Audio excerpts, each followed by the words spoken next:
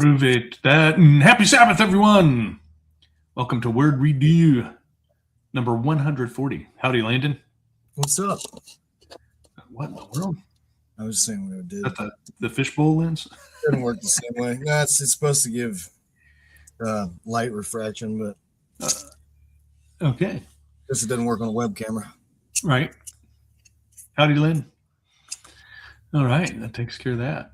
So, today we are continuing on in the book of 2 Samuel with chapters 13 and 14. Don't forget, like and share and subscribe and ring that bing bong bell. Also, too, if you want to come out of Babylon, you're feeling that compilation, go to c2kreport.com. If you don't have a Bible, go to BibleStudyTools.com. They got an audio Bible. You can go to BibleHub.com. They got a bunch of stuff like maps and histories. You can go to eSword.net, multiple translations. Blue Letter Bible, multiple translations, and different studies. And then you can go to KingJamesBibleOnline.org for the King James Bible that you think is the King James Bible, or you can use the King James 1611 Bible. All right, does that cover everything? Any other notices we need to give at this point in time? Not that I can think of.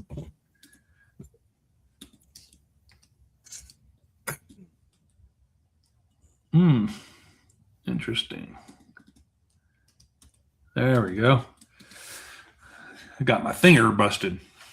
No, not that. Okay, anyways, let's go ahead and pray in, shall we? All right.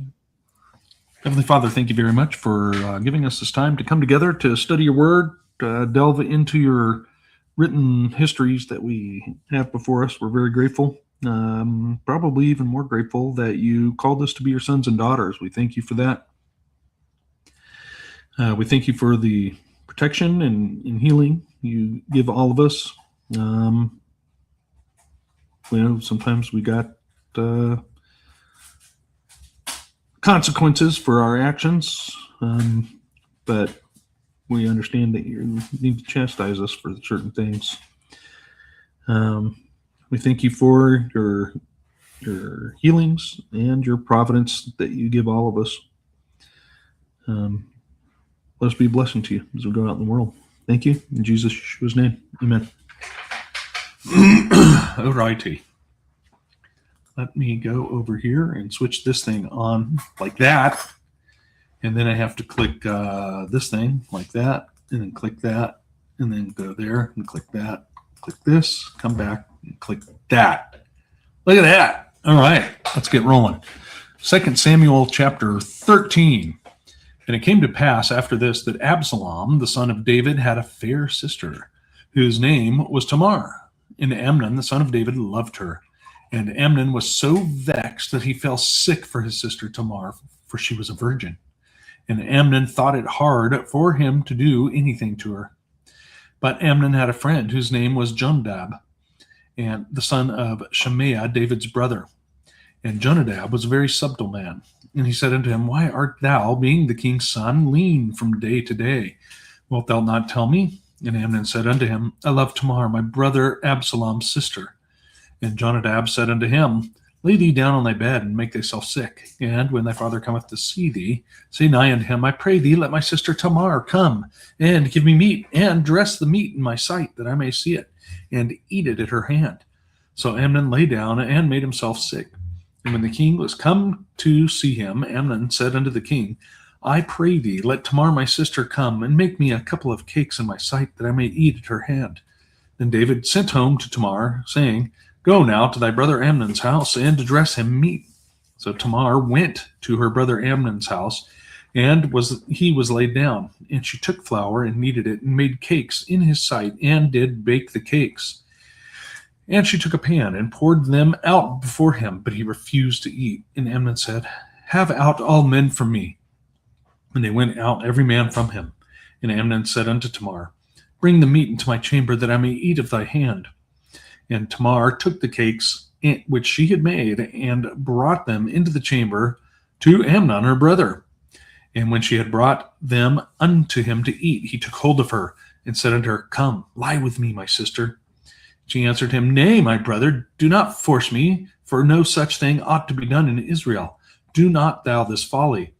And I, whither shall I cause my shame to go? And as for thee, thou shalt be as one of the fools in Israel. Excuse me.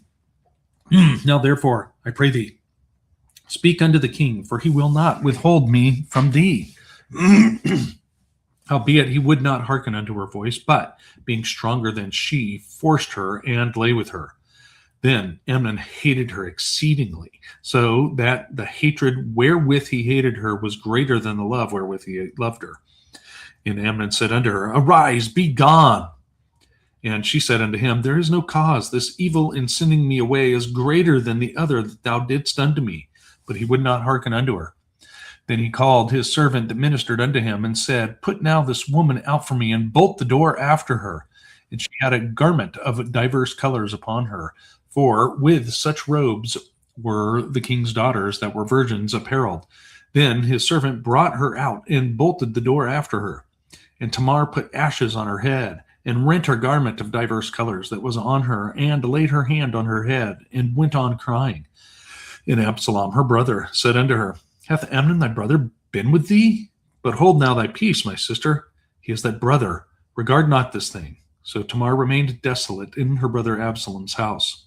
But when King David heard of all these things, he was very wroth. And Absalom spake unto his brother Amnon, neither good nor bad, for Absalom hated Amnon, because he had forced his sister Tamar. And it came to pass after 2 full years that Absalom had sheep shearers in Baal Hazor, which is beside Ephraim. And Absalom invited all the king's sons. And Absalom came to the king and said, Behold now, thy servant hath sheep shearers. Let the king, I beseech thee, and his servants go with thy servant. And the king said to Absalom, Nay, my son, let us not all now go, lest we be chargeable unto thee. And he pressed him, howbeit he would not go, but blessed him. Then said Absalom, If not, I pray thee, let my brother Amnon go with us. And the king said unto him, Why should he go with thee? But Absalom pressed him that he let Amnon and all the king's sons go with him. Now Absalom had commanded his servants, saying, Mark ye now, when Amnon's heart is merry with wine, and when I say unto you, Smite Amnon, then kill him. Fear not. Have not I commanded you? Be courageous and be valiant. And the servants of Absalom did unto Amnon as Absalom had commanded. Then all the king's sons arose, and every man gat him upon his mule and fled. And it came to pass, while they were in the way, that tidings came to David, saying, Absalom hath slain all the king's sons, and there is not one of them left. Then the king arose and tare his garments, and lay on the earth, and all his servants stood by with their clothes rent. And Jonadab the son of Shimea, David's brother, answered and said, Let not my lord suppose that they have slain all the young men, the king's sons, for Amnon only is dead. For by the appointment of Absalom, this thing hath been determined from the day that he forced his sister Tamar. Now therefore, let not my lord the king take the thing to his heart, to think that all the king's sons are dead, for Amnon only is dead. But Absalom fled, and the king and the young man that kept watch lifted up his eyes and looked, and behold, there came much people by the way of the hillside behind him. And Jonadab said unto the king, Behold, the king's sons come, and as thy servant said, so it is. And it came to pass, as soon as he had made an end of speaking, that, behold, the king's sons came and lifted up their voice and wept. And the king also and all his servants wept very sore. But Absalom fled and went to Talmai, the son of Ammihud, the king of Geshur. David mourned for his son every day. So Absalom fled and went to Geshur, and was there 3 days. And the soul of King David longed to go forth unto Absalom, for he was comforted concerning Amnon, seeing he was dead. Chapter 14. Now Joab, the son of Zeruiah, knew that the king's heart went out to Absalom. And Joab sent to Tekoa and brought from there a wise woman and said to her, pretend to be a mourner and put on mourning garments. Do not anoint yourself with oil, but behave like a woman who has been mourning many days for the dead. Go to the king and speak thus to him. So Joab put the words in her mouth. When the woman of Tekoa came to the king, she fell on her face to the ground and paid homage and said, Save me, O king. And the king said to her, What is your trouble? She answered, Alas, I am a widow. My husband is dead, and your servant had 2 sons, and they quarreled with one another in the field. Excuse me. There was no one to separate them, and one struck the other and killed him. Now the whole clan has risen against your servant. And they said, Give up the man who struck his brother, that we may put him to death for the life of his brother whom he killed. And so they would destroy the heir also. Thus they would quench my coal that is left, and leave to my husband neither name nor remnant on the face of the earth. Then the king said to the woman, Go to your house, and I will give orders concerning you. And the woman of Tekoa said to the king, On me be the guilt, my lord the king, and on my father's house let the king and his throne be guiltless. The king said, If anyone says anything to you, bring him to me, and he shall never touch you again. Then she said, Please let the king invoke the Lord your God, that the avenger of blood kill no more, but my son be not destroyed. He said, As the Lord lives, not one hair on your son shall fall to the ground. Then the woman said, Please let your servant speak a word to my lord the king. He said, Speak. And the woman said, Why then have you planned such a thing against the people of God? For in giving this decision, the king convicts himself, inasmuch as the king does not bring his banished one home again. We must all die. We are like water spilled on the ground, which cannot be gathered up again. But God will not take away life, and he devises means so that the banished one will not remain an outcast. Now I have come to say this to my lord the king, because the people have made me afraid, and your servant thought, I will speak to the king. It may be that the king will perform the request of his servant. For the king will hear and deliver his servant from the hand of the man who would destroy me and my son together from the heritage of God. Excuse me. And your servant thought, the word of my lord the king will set me at rest. For my lord the king is like the angel of God to discern good and evil. The Lord your God be with you. Then the king answered the woman, Do not hide from me anything, I ask you.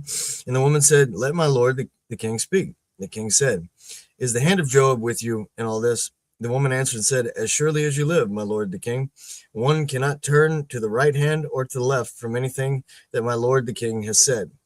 It was your servant Joab who commanded me. It was he who put all these words in the mouth of your servant, in order to change the course of things that your servant Joab did this. But my Lord has wisdom, like the wisdom of an angel of God, to know all things that are on the earth. Then the king said to Joab, Behold, now I grant this.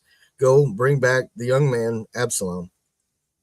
And Joab fell on his face to the ground and paid homage and blessed the king. And Joab said, Today your servant knows that I have found favor in your sight, my lord the king, in that the king has granted the request of his servant. So Joab arose and went to Geshur and brought Absalom to Jerusalem.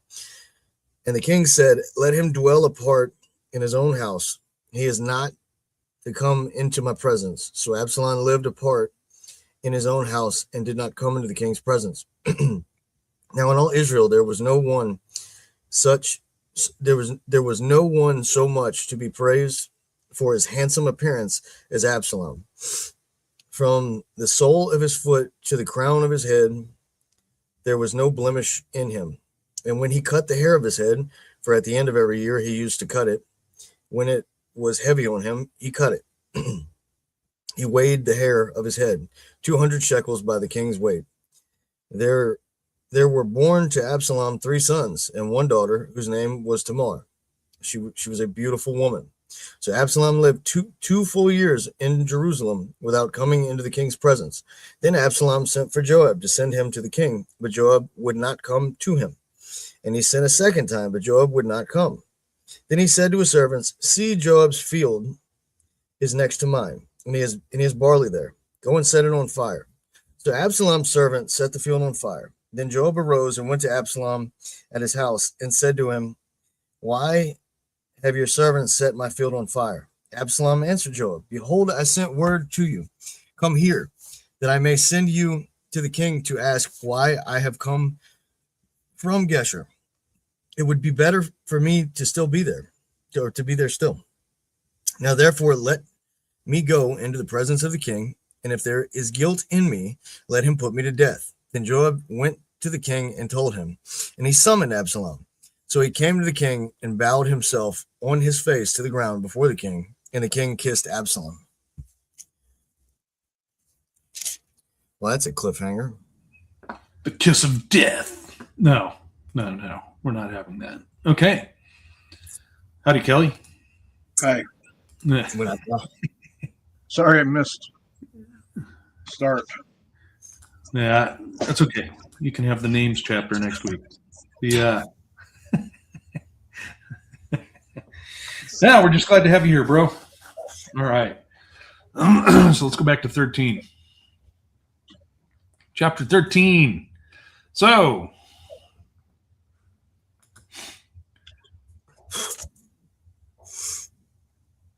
we got some Arkansas stuff going on here.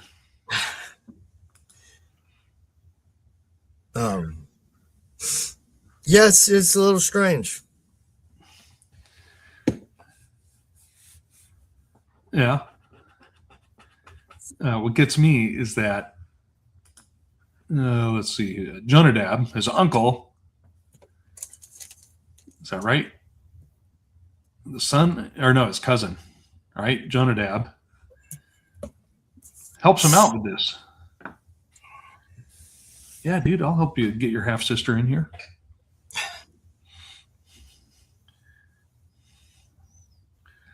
Yeah. Oh. People in Arkansas are offended. Not okay. I take it back.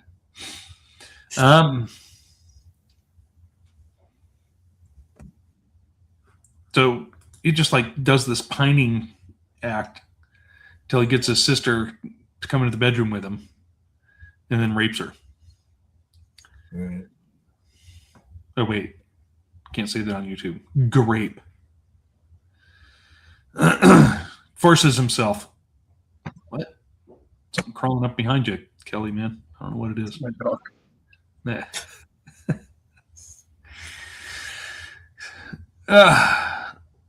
So Why was he disgusted with her after that? I don't know.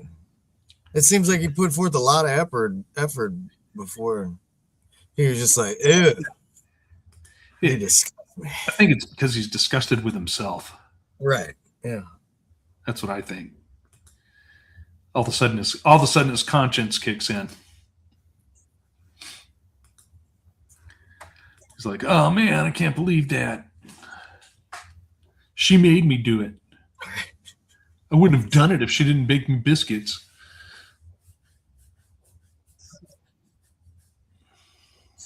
I don't know that. How do you see it? I don't know if the whole thing is just kind of strange, but I mean that seems like the most logical.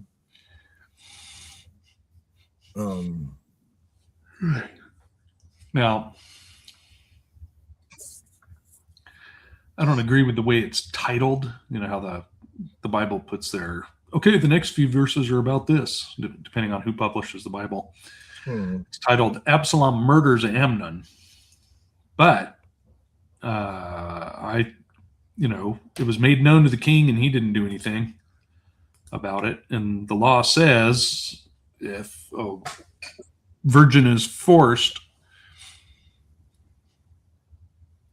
and no one hears the scream, then it is on the dude that did it, right? If nobody stops it.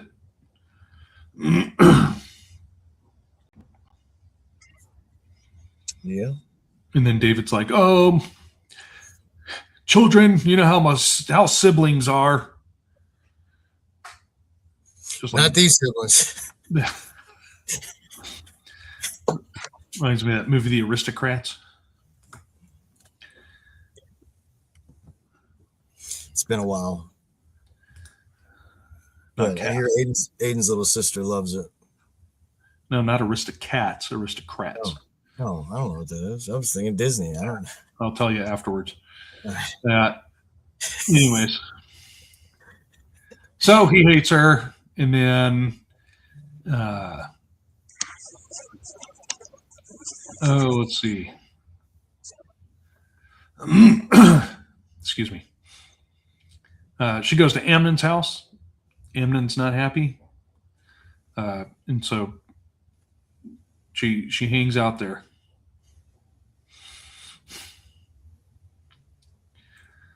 For a couple of years, and then Amnon thinks it's been enough time, right? Or Absalom, I'm sorry, thinks it's been enough time. Absalom, she's there at his place, hiding out, and then goes with Amnon. Absalom convinces all of his princely brothers to come with him to, what is it they're doing? Oh, sheep shearing.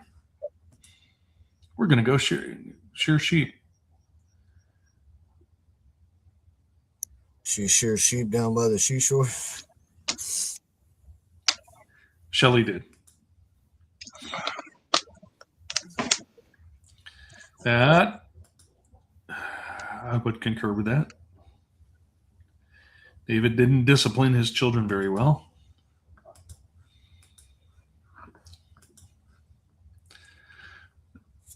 It's just one of those things. So, Absalom has his servants do the actual murdering, killing, vengeance killing. And then he flees to Geshur. Now, is that one of the cities of refuge that the Levites are supposed to run? Does anybody know that? Let's take a look. Let us look. Seems like that's how he's using it.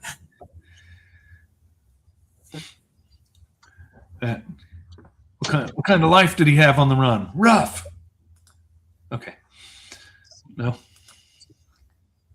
Bad joke? Yes, very bad joke. Okay. Excuse me. I'm a bit coffee today. So, 2 years since the sister got raped, and then he spends another 3 years in Geshur. Yeah, you said 3 days whenever you were reading it, and that's how I was going to ask you that. But all right, you just confirmed it. Yeah. Sorry, did I say 3 days? You did. It's all good. I was just wondering if the translation was that far off. I was probably thinking of that band, 3 Days Down. It's Doors. Love Me Two Times. All right. Anyways, let's go on to chapter 14. Chapter 14. Let's see. So now, Joab senses that David misses Absalom, right? So he concocts this story with this woman from Tekoa to go seek out counsel from David. And isn't this basically the second time that someone's done this to him? Right? Because remember when he had Uriah the Hittite killed, the prophet came and said, hey, there was one guy with one sheep and he loved his sheep, and then this guy with a whole bunch of sheep killed him to get his one sheep. And it infuriated David. And he's like, it's you.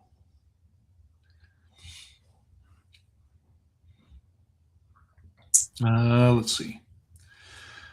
I Why'd he send his chick? don't know. Probably because he was scared to approach David himself. Is my guess. That's my guess. I can't say for certain.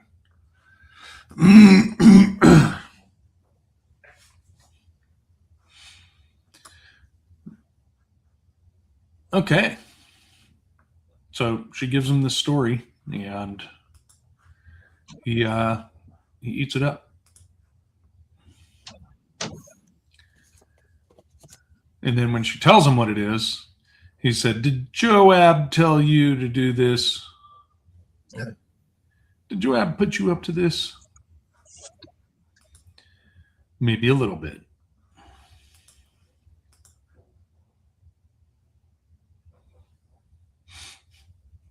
So it kind of sounds like, too, the way it reads, it sort of sounds like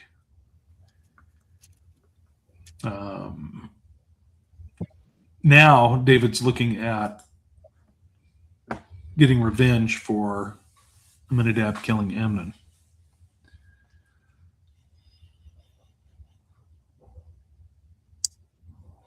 Yeah.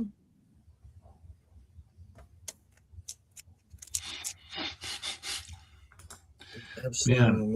There's too many A names. This is confusing. Too many A names like Arizona. Aaron. Okay. You got anything else out of this?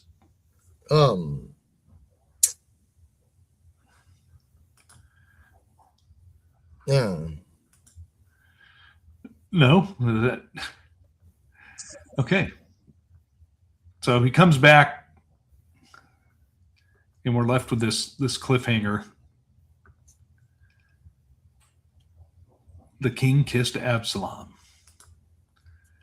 And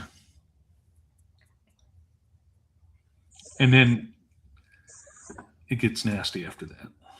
It gets bad after that. So we'll have to tune in next week for that. I thought to mention how handsome he was. I thought they were talking about me for a second there. Yeah.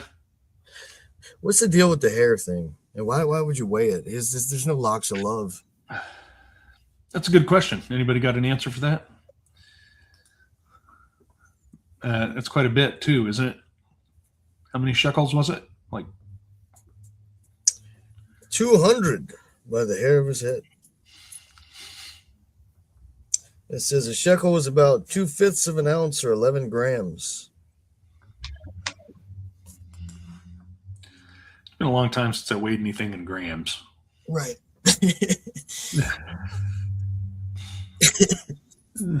Weight Watchers. It's been a long time since I did anything with metric. So, okay, there we go. About 5 pounds of hair. That's a lot of hair. The question is, did it double when they shaved his back? All right. I mean, yeah, he could be Armenian. It's maybe it's not. Maybe it's not as much hair. Right. JJ. Okay. Good morning. Good morning. All right. So I don't got anything else. You got anything else needs to be addressed or talked about? Don't go kissing on your sister. That's about the sum of it, huh?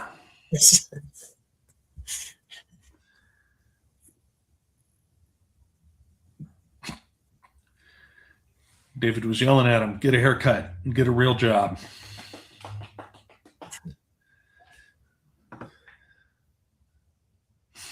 Okay, I got nothing. Thanks for reading, Landon. Thanks for hanging out, Kelly. You got it, buddy. Late. Wait, got a what? Who did what? I said, you got it, buddy. Uh, He said, sorry for being late. Don't forget to like, share, subscribe. Let's see. Anything else happening? Hey, Anything happens. I'm not even going to joke like that. Never mind. If you are in the frozen zone, if you are in the frozone, stay warm. Huddle together. No kissing, though. Anyways, okay, that's it. It's short today. Love you all. We'll see you soon. Blah. Bye. Later. Bye.